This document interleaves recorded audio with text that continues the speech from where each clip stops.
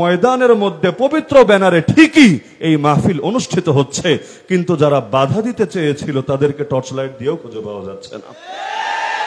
তো আল্লাহর দ্বীনের হেফাজত তো আল্লাহই করবেন। তো আল্লাহ যেহেতু দ্বীনের হেফাজত করবেন, সুতরাং ওসিলা হিসেবে যারা ব্যবহৃত হবে তাদের অন্তরেও কখনো ভয় থাকা উচিত না। এই আলোচনার সঙ্গে সম্পর্কিত হলো আজকের এই ব্যানার, আজমতে খাতমে নবুয়ত। খাতমে নবুয়তের এই মর্যাদা, এই শিরোনাম, এই শানটা আল্লাহর রাসূল নিজের থেকে নিজের জন্য প্রয়োগ করে নিয়েছেন এমন না। তাকে এই শান, তাকে এই সম্মান, তাকে এই মর্যাদা, তাকে এই মাকাম দিয়েছেন কে? আল্লাহ।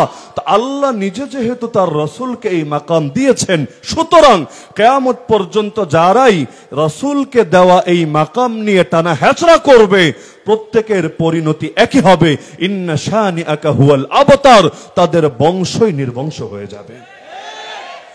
তো রব্বুল আলামিন একটা মাহফিল করেছিলেন সেই রুহের জগতে সকল নবীদেরকে একত্রিত করে। মানে এই মাহফিল সর্বসাধারণের জন্য না, বরং এই মাহফিলের শ্রোতা হলেন সকল নবী, সকল রাসূল, আর মাহফিলের আলোচক হলেন স্বয়ং রব্বুল আলামিন আল্লাহ তাআলা। সেখানে রব্বুল আলামিন কি বলেছিলেন কোরআন মাজিদের সূরা আলে ইমরানে হুবহু তুলে ধরেছেন। ওয়াইদ আখাযাল্লাহু মিসাকান নাবিয়্যিন, আল্লাহ বলছেন, হে নবী স্মরণ করুন ওই সময়ের কথা যখন আল্লাহ সকল নবীর থেকে ওয়াদা নিয়েছিলেন। আদম আলাইহিস সালাম থেকে শুরু করে ঈসা আলাইহিস সালাম পর্যন্ত সকল নবীর থেকে আল্লাহ এই ওয়াদা, এই অঙ্গীকার, এই প্রতিশ্রুতি নিয়েছিলেন। লামা আতাইতুকুম মিন কিতাবি ওয়া হিকমা, শোনো হে নবীরা, আমি যে তোমাদেরকে কিতাব দিব এবং হিকমত দিব, তোমাদেরকে কিতাব আর হিকমত দেওয়ার পরে সুম্মা, আরবিতে সুম্মা শব্দ ব্যবহৃত হয় সেখানে যেখানে আগেরটার পরেরটার মধ্যে অনেক দূরত্ব থাকে। সামান্য দূরত্ব হলে সুম্মা বলে না। যেমন আমি এখন বয়ান করছি, মাগরিবের নামাজের বিরতি হবে, নামাজের পরে আবার আরেকজন বক্তা স্টেজে বয়ান করতে উঠবে। তা আমি যদি বলতে চাই যে আমার পরে ওই বক্তা আসবে, আরবিতে এটা বোঝানোর জন্য সুম্মা বলা হবে না, ফা বলা হবে। ফা, ফা মানে কি? যে উনি শেষ করবে, তার সামান্য পরেই আবার ওই হুজুরটা আসবে। সুম্মা বলা হয় কখন? যখন আগের জন আর পরের জনের মধ্যে বিশাল দূরত্ব থাকে। তো আদম আলাইহিস সালাম থেকে ঈসা আলাইহিস সালাম পর্যন্ত সকল নবীর থেকে আল্লাহ ওয়াদা নিচ্ছেন যে তোমাদেরকে তো কিতাব দেব, নবুয়ত দেব, শরিয়াত দেব, হিকমত দেব, সুন্নাত দেব, কিন্তু তোমাদের সবার অনেক পরে, কত পরে? ঈসা আলাইহিস সালাম দুনিয়া থেকে যাওয়ার 500 বছরের অধিক কাল পরে একজন রাসূল আসবেন। সুম্মা জাআকুম রাসূল, সেই রাসূলের নাম কি? আল্লাহ বলেন নাই।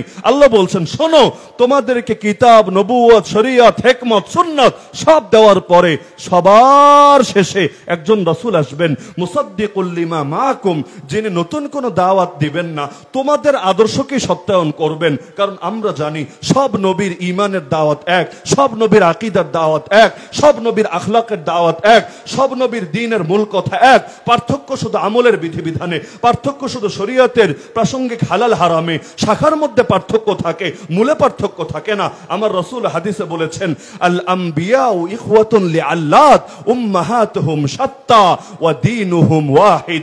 তো সকল নবীর আদর্শ যেহেতু একই, এজন্য আদম নবীও দাওয়াত দিয়েছেন লা ইলাহা ইল্লাল্লাহ বলে। আমার রাসূল এসে নতুন কালেমা আবিষ্কার করেন নাই, দাওয়াত দিয়েছেন একই কালেমা বলে, লা ইলাহা ইল্লাল্লাহ। হ্যাঁ, পরিবর্তন এসেছে যুগের নবীর নামে। যেই যুগের উম্মত যেই নবীকে পেয়েছে তাদেরকে তার নামে কালেমা পড়তে হয়েছে, কিন্তু লা ইলাহা ইল্লাল্লাহ শুরুতে যা ছিল আজও হুবহু তাই আছে।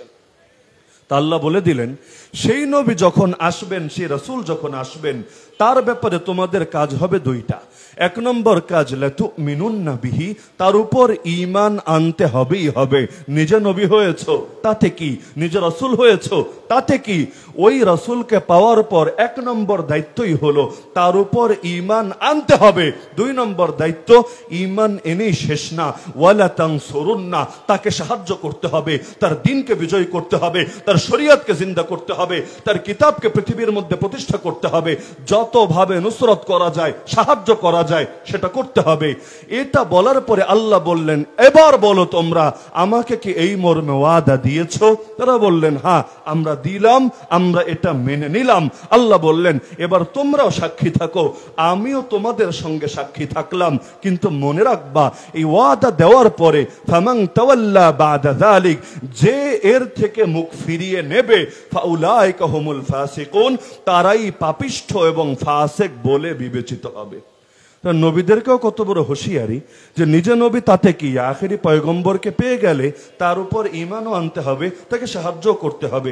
এজন্য কিয়ামতের আগে নবী ঈসা আলাইহিস সালাম যখন আসবেন, আমার নবীর শরীয়তকেই দুনিয়াতে জিন্দা করবেন, আমার নবীর উপর ঈমানের ঘোষণা দেবেন, কারণ এই মর্মে সকলে আল্লাহর সঙ্গে প্রতিজ্ঞাবদ্ধ হয়েছেন।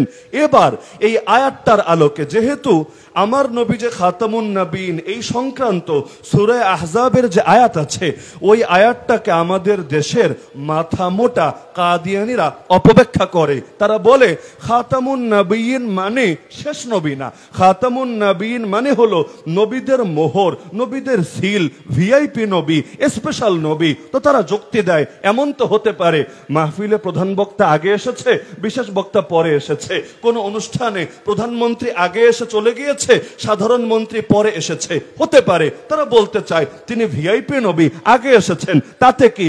তারপরে ছোটখাটো মিনি মিনি সাইজের, লিলিপুট সাইজের নবী আসতে পারে, যাদের কেউ উম্মতি নবী, কেউ বুরুজি নবী, কেউ জিল্লি নবী, কেউ এই নবী, কেউ সেই নবী। হ্যাঁ, তিনি নবীদের শিরোমণি, তিনি খাতামুন নবীন, ভিআইপি নবী, স্পেশাল নবী। তো এই আয়াত নিয়ে যেহেতু ওরা ভিন্ন ব্যাখ্যার চেষ্টা করে, যদিও এই ব্যাখ্যার 2 পয়সাও দাম নাই আমাদের কাছে, কারণ কোরআন নাজিল করেছেন যিনি, কোরআনের ব্যাখ্যাও করবেন তিনি। কোরআন নাজিল করেছেন কে? যে আয়াতে আল্লাহ জানিয়েছেন যে কোরআন নাজিলের দায়িত্ব আমার, কোরআন তোমার সিনার মধ্যে একত্র করার দায়িত্ব আমার, এর পরের আয়াতে আল্লাহ জানিয়ে দিয়েছেন ইন্না আলাইনা জামআহু ওয়া কুরআনা ফাইদা ক্রানাহু ফাত্তাবি' কুরআনা সুম্মা ইন্না আলাইনা বায়ানা। হে নবী, এই কোরআনের ব্যাখ্যা করার দায়িত্ব আমার। তো আল্লাহ ব্যাখ্যাটা কোথায় করলেন? কোরআন তো আমাদের সামনে আছে, প্রতিটা মসজিদে আছে, মাদ্রাসায় আছে, আমাদের ঘরে আছে। ব্যাখ্যাটা কোথায় আছে? ওই ব্যাখ্যার নামই হাদিস শরীফ। কারণ আল্লাহ নিজেই কোরআনে জানিয়েছেন লিতুবাইয়িনা লিন-নাসি মা নুজিলা ইলাইহিম। হে নবী, তোমার কাজ কি জানো? তোমার কাজ হলো মানুষের সামনে এই কোরআন খুলে খুলে ব্যাখ্যা করে দেওয়া। আর নবী ব্যাখ্যা করবেন কিভাবে? তিনি একটা কথাও নিজের থেকে বলেন না। সূরা নাজম আয়াত 3 এবং 4, ওয়ামা ইয়ানতিকু আনিল হাওয়া ইন হুয়া ইল্লা ওয়াহয়ু ইউহা। তিনি যা বলেন দ্বীনের ব্যাপারে, প্রতিটা কথাই আল্লাহর পক্ষ থেকে নাজিল করা ওহী। তাহলে কোরআনের ব্যাখ্যা আমরা নেব রব্বুল আলামিন থেকে, কোরআনের ব্যাখ্যা আমরা নেব রাহমাতুল লিল আলামিন থেকে, কোরআনের ব্যাখ্যা আমরা নেব সাহাবায়ে কেরাম থেকে। এরপর কেউ যদি নিত্য নতুন ব্যাখ্যা আনে মার্কেটে, ওই ব্যাখ্যার 2 পয়সাও দাম থাকবে না আমাদের কাছে। তারপরও যেহেতু এটা নিয়ে একটু চেষ্টা চালায় নিজেদের পক্ষেই দলিল টানতে, এজন্য ওই আয়াত আমি আনলামই না বয়ানের মধ্যে। আমি সূরা আলে ইমরানের এমন একটা আয়াত আনলাম যেটা হয়তো ওদের নজরে কোনোদিন পড়েছে কিনা আল্লাহ ভালো জানে, কারণ এটার কোনো অপব্যাখ্যা করেছে বলে আমার জানা নাই, করারও সুযোগ নাই। যদি করে, সেই ব্যাখ্যা গাঞ্জট্টি মার্কা ব্যাখ্যা ছাড়া কোনো ব্যাখ্যাই হবে না। কারণ যেই কথার কোনো স্পেস নাই, সুযোগ নাই, সেটা কিভাবে বললেন? আমি বললাম আপনি ভালো মানুষ, আর আপনি এলাকায় গিয়ে বললেন হুজুর আমারে গালি দিয়েছে। কিভাবে সম্ভব? ভালো মানুষ এটা বরিশালেও গালি না, চিটাগাঙ্গেও গালি না, সিলেটেও গালি না, নোয়াখালীতেও গালি না। তো এটাকে গালি বলে চালাবেন কিভাবে? তার মানে আপনার স্ক্রু ঢিলা, এছাড়া আর কিছু না। তাহলে যেই আয়াত আমি বলেছি, আয়াতের মধ্যে স্পষ্ট আল্লাহ জানিয়ে দিয়েছেন সব নবীর থেকে অঙ্গীকার নিয়েছেন সবার পরে একজন আসবেন, এমন একজন রসুল আসবেন যেই রসুলের উপর ঈমান আনতে এবং যাকে সাহায্য করতে সকলে বাধ্য থাকবে। এখন বলতে পারেন হুজুর এমন কি হতে পারে না? এই রাসূল মানে মুহাম্মদুর রাসূলুল্লাহ সাল্লাল্লাহু আলাইহি ওয়াসাল্লাম না, এই রাসূল মানে ওদেরই নেতা, এমন হতে পারে কিনা? না, পারে না। কেন? কারণ এই রাসূল মানে যে আমার নবী, এটাকে স্পষ্ট রাখার জন্য অতীতে এত নবী আসলো, লক্ষ লক্ষ নবী, কিন্তু কোন নবীর শানে এই রাসূলুল্লাহ শব্দওয়ালা কালেমার সন্ধান খুঁজে পাবেন না। আদম নবীর কালেমা দেখেন, লা ইলাহা ইল্লাল্লাহ আদম সফিউল্লাহ। ইব্রাহিম নবীর কালেমা দেখেন, লা ইলাহা ইল্লাল্লাহ ইব্রাহিম খলিলুল্লাহ। ইসমাইল নবীর কালেমা দেখেন, লা ইলাহা ইল্লাল্লাহ ইসমাইল দবিহুল্লাহ। মুসা নবীর কালেমা দেখেন, লা ইলাহা ইল্লাল্লাহ মুসা কালিমুল্লাহ। ইউসুফ নবীর কালেমা দেখেন, লা ইলাহা ইল্লাল্লাহ ইউসুফ সিদ্দিকুল্লাহ। নূহ নবীর কালেমা দেখেন, লা ইলাহা ইল্লাল্লাহ নূহ নজিউল্লাহ। ঈসা নবীর কালেমা দেখেন, লা ইলাহা ইল্লাল্লাহ ঈসা রূহুল্লাহ। কোন জায়গায় রাসূলুল্লাহ শব্দ নাই, হ্যাঁ ভিন্ন শব্দ পাচ্ছি, কিন্তু রাসূলুল্লাহ শব্দ পাচ্ছি না। রাসূলুল্লাহ শব্দ আছে এক নবীর কালেমায়, লা ইলাহা ইল্লাল্লাহ মুহাম্মাদুর রাসূলুল্লাহ। তো এই রাসূল মানে কোন রাসূল, এটা স্পষ্ট এমন ভাবে রাখা হয়েছে, এই রাসূল শব্দটা অন্য কোন নবীর কালেমার সঙ্গে যুক্ত হয় নাই অতীতেও কখনো। তার মানে আমার নবী